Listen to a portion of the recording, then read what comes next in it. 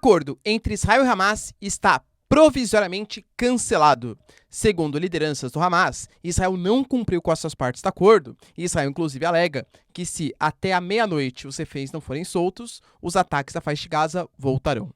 Notícias importantes também relacionadas. A Coreia do Norte, que parece se colocar agora como segundo eles, uma nova potência, inclusive espacial, já que conseguiu lançar o seu primeiro satélite espião, e inclusive descobriu bases americanas. Para finalizar, pessoal, falar um pouquinho também sobre os ataques com drones que a Rússia realizou contra Kiev, uma pressão gigantesca, segundo a mídia alemã, tanto do Olaf Scholz como também do Biden, para que o Zelensky aceite um acordo de paz e a uma ameaça que o Putin fez contra a Moldávia. Exatamente, pessoal, na Moldávia temos a região separatista da Transnistria e uma nova Ucrânia pode estar surgindo. Se vocês querem entender um pouco mais sobre esses assuntos, e muito mais também sobre geografia, geopolítica, atualidades, política, polêmicas, enfim, tudo para você se manter sempre bem atualizado, já se inscreve no canal, deixa seu like, compartilha esse vídeo, que eu, professor Ricardo, conto muito com a sua ajuda. Belezinha? Pessoal, última semaninha, hein? Vota em mim Prêmio Best, tô concorrendo na categoria de maior influenciador da educação em 2023. Então vota lá, que eu conto bastante com o seu apoio. Tamo junto? Bora lá pro vídeo, pessoal. Seguinte, eu tinha relatado para vocês que o acordo entre Israel e Hamas tinha sido feito. Na prática, o que o acordo ele pleiteia? Que o Hamas ele vai libertar, aparentemente, inicialmente, 50 reféns, isso dividido em 4 dias, e em troca Israel daria 4 dias de pausas humanitárias, a libertação de presos das que estão na Cisjordânia, presos palestinos, e também a deixar entrar um pouco mais de ajuda humanitária, caminhões dali com água, enfim, e também com combustíveis, que até então Israel não tinha deixado acontecer. O primeiro dia de troca de prisioneiros, reféns, aconteceu.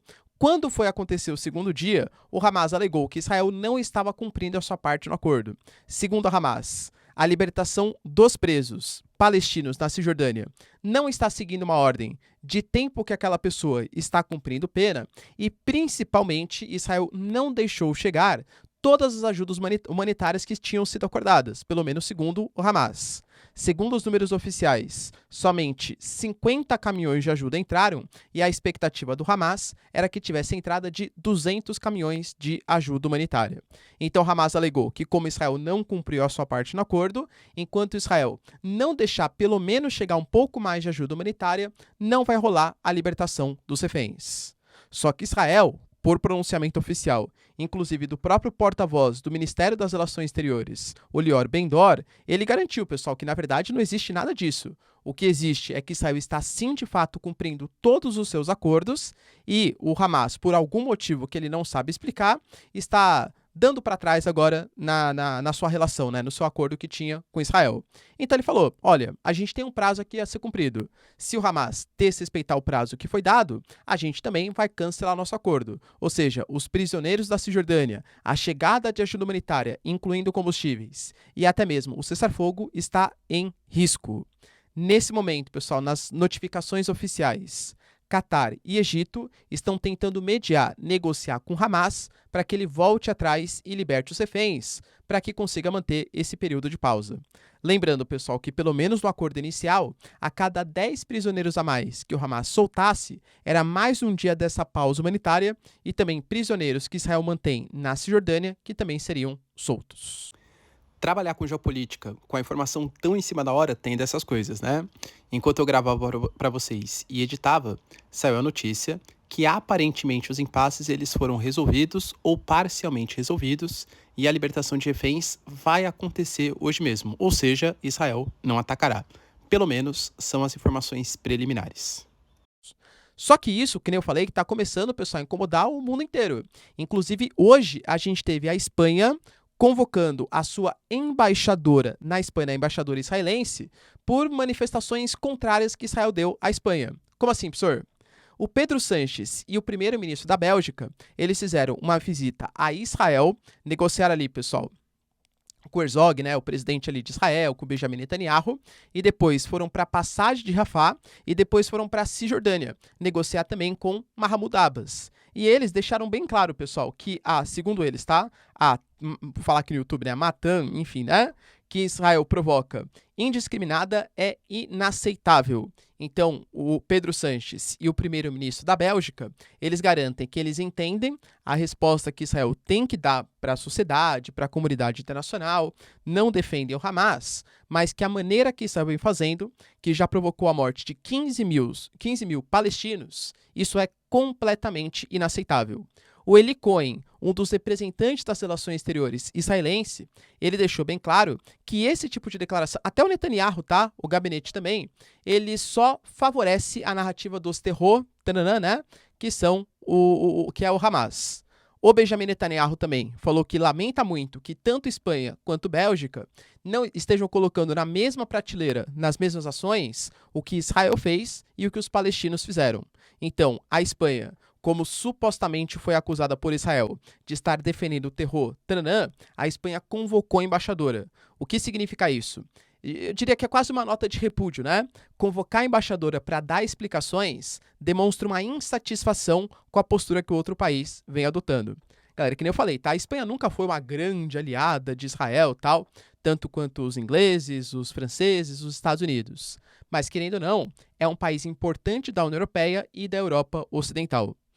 Israel tem que acabar logo com esse conflito, porque quanto mais tempo passa, mais inimizades, entre aspas aí, né? Ou reclamações referentes aos direitos humanos tendem a acontecer.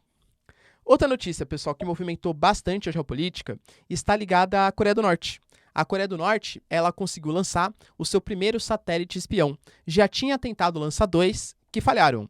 Aí depois rolou um certo, nada oficial, tá? Mas tudo extraoficial, quando o Kim Jong-un fez a visita à Rússia. Rolou um acordo em que a Coreia do Norte forneceria munições, artilharia e armamentos que estão estocados desde a Guerra das Coreias de 1950, né? Ou seja, a Coreia, querendo ou não, ela está em guerra durante mais de meio século. Ah, professor, mas rolou um armistício. Rolou, mas guerra ainda existe, né? Oficialmente, Coreia do Norte e Coreia do Sul estão em guerra, não assinaram um tratado de paz. Essa é a ideia, tá? Então, eles têm muitas munições, muitos equipamentos, mesmo que um pouco obsoletos, mas é o que a Rússia precisa, e a Rússia tem tecnologia nuclear e também capacidade espacial, principalmente em satélites. Depois das negociações, visitas ali em artefatos, tecnologias espaciais, a Coreia do Norte lançou, foi há 2 dias atrás, né? Um satélite espião. Inclusive, o Japão ficou preocupado na época, há 2 dias, achando que era algum tipo de bomba, etc. Galera, viram que, entre aspas, era só um satélite espião e já mandaram repúdio, tá? Tanto Coreia do Sul, quanto o Japão, quanto os Estados Unidos. Mas, aparentemente, o Kim Jong vem gostando do seu, entre aspas, brinquedinho. Não é brinquedinho, né? Mas da sua capacidade nova militar. Ele alega, pessoal, que ele já conseguiu tirar fotos de Seul, de várias cidades sul-coreanas que abrigam bases militares americanas, porta-aviões Carl Vision, que hoje está posicionado no porto sul-coreano, e também da base naval de Pearl Harbor e a base de Hikan. Tudo isso com um satélite. E ele vai conseguir, com esse monte de informação, saber exatamente como negociar com os Estados Unidos, porque, segundo ele, os Estados Unidos fazem questão de militarizar os seus cachorrinhos, né? Segundo ele, tá? Como, por exemplo, os sul-coreanos, deixando o mundo em um ponto de instabilidade, ou seja, qualquer tipo de ação pode provocar uma guerra nuclear. Segundo a Coreia do Norte, com um satélite espião desenvolvido muito possivelmente com a ajuda dos russos, a Coreia do Norte está um pouco mais à frente nessa batalha tecnológica. E para finalizar, pessoal, os conflitos entre Rússia e Ucrânia, embora estejamos há poucos dias, exagerei um pouco, né? Mas há poucas semanas, do inverno, no continente europeu, claro, mas já com bastante queda de temperatura, precipitações aí e tal, tá praticamente paralisado. A Rússia tentou fazer avanços significativos em Avdiivka, o pessoal não conseguiu, tá? Vem tendo emblemáticas derrotas e, ao mesmo tempo, a Rússia está conseguindo fazer ataques importantes em Kiev. Lançou, por exemplo, ontem, um dos maiores ataques desde o início dos conflitos com os drones kamikazes, muito possivelmente adquiridos em parceria com os iranianos. A Ucrânia não consegue fazer importantes avanços, conseguiu avançar em direção até Robotini, pessoal, mas também paralisou, o que inclusive vem causando uma certa desconfiança da comunidade internacional. E uma mídia alemã das mais importantes do mundo, pessoal, não sou uma referência, tá, no alemão, mas é a Bild, não sei se é exatamente assim que pronuncia, tá, ou Bild, enfim, tá? Que é uma das mídias alemãs mais importantes, ela fez uma denúncia, que inclusive até foi colocada para o Olaf Scholz depois. Hoje, Alemanha e Estados Unidos são os principais, ou pelo menos dois dos principais, financiadores da Ucrânia. Segundo a revista alemã, e isso também já foi dito de uma maneira ou outra por revistas polonesas, por revistas americanas, por exemplo, há uma pressão do Ocidente, leia-se principalmente Estados Unidos e Alemanha, para que o Zelensky aceite algum tipo de processo de negociação com o Putin. Segundo a revista alemã, o que está acontecendo hoje é que o financiamento e a cessão de armas, ela não está sendo feita para que a contraofensiva seja mais significativa, mas sim que a Ucrânia ela consiga manter as suas posições, ou seja, Donetsk, Lugansk, Kherson, Zaporizhia, Crimeia. Isso, segundo a revista, tá? Está fora de debate, já pertence à Rússia, mas a Rússia não conseguiria avançar para novas regiões. Por exemplo, dominar completamente Donetsk ou completamente Lugansk, ou invadir um pouco mais para o interior do território ucraniano. Isso está fora de cogitação, segundo a revista, tá?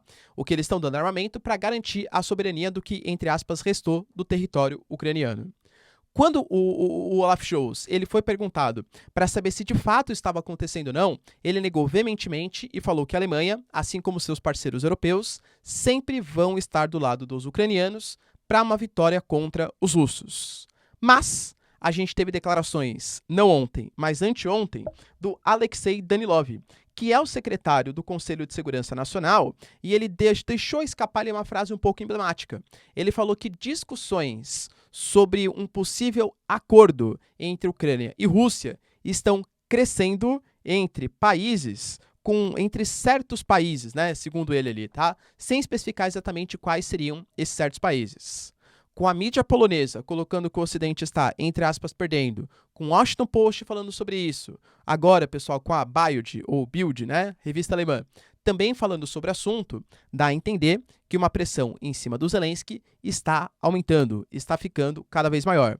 Talvez o Ocidente não veja mais uma chance de vitória e aceite que, pelo menos se a Rússia não chegar até Kiev ou não se expandir para outras áreas como Polônia, Letônia, Lituânia, Estônia, ou Geórgia e Moldávia, que estão correndo um pouco mais de risco, vamos ver o porquê, isso já seria uma certa vitória, porque seria uma contenção do Putin. Querendo ou não, pessoal, o que o Ocidente se pega, né? No início, praticamente todo mundo, né? Pô, se for pegar a capacidade militar, e no início a OTAN não estava nem ajudando a Ucrânia, hein? Achava-se que a vitória sobre a Ucrânia seria muito fácil. A mesma Rússia, ela partiu do norte em direção a Kiev, achando que ia dominar a capital, ia dominar até Lviv ali, no extremo oeste da Ucrânia. Isso não aconteceu. Só disso não ter acontecido já seria uma certa vitória do Ocidente.